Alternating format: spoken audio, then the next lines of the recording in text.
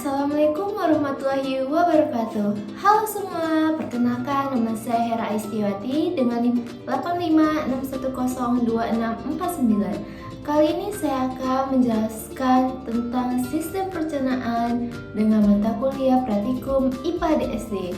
Let's go!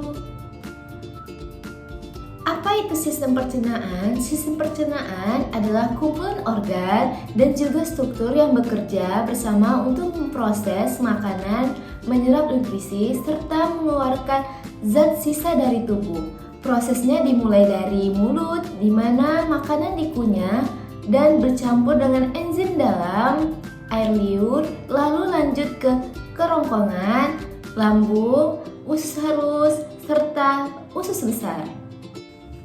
Berikut ini gambar organ pencernaan.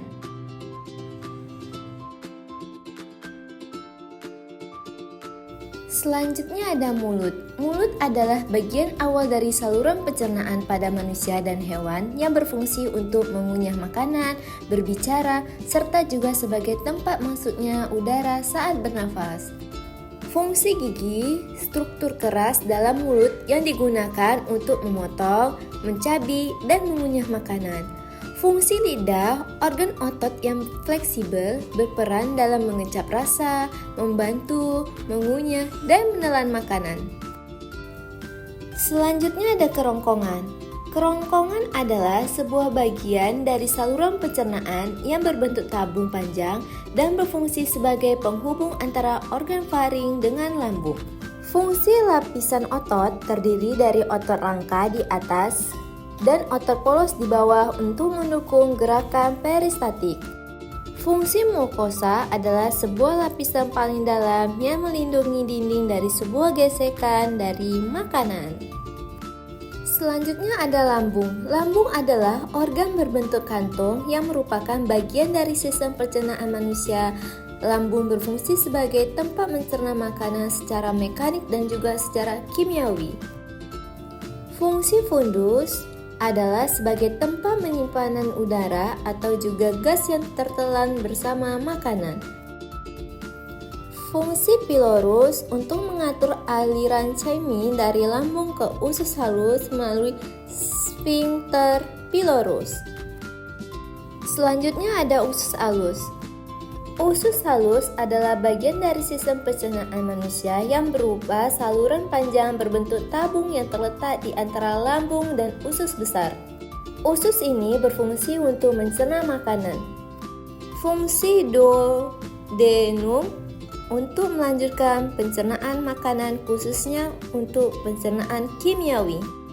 Fungsi jejunum untuk menyerap sebagai besar nutrisi dari makanan yang sudah dicerna. Selanjutnya ada usus besar.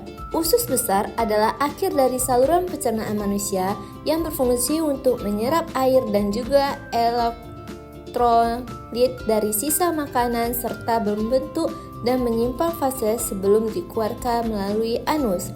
Fungsi kulon untuk menyerap air dan garam dari sisa makanan serta membantu pembentukan fases.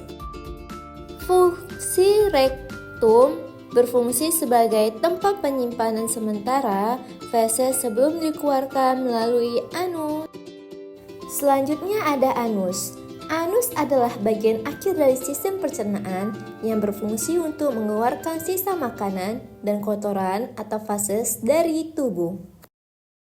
Nah, kesimpulan yang bisa diambil yaitu sistem pencernaan manusia merupakan rangkaian organ yang bekerja secara terkoordinasi untuk mencerna makanan, menyerap nutrisi, dan membuang sisa zat yang tidak diperlukan oleh tubuh.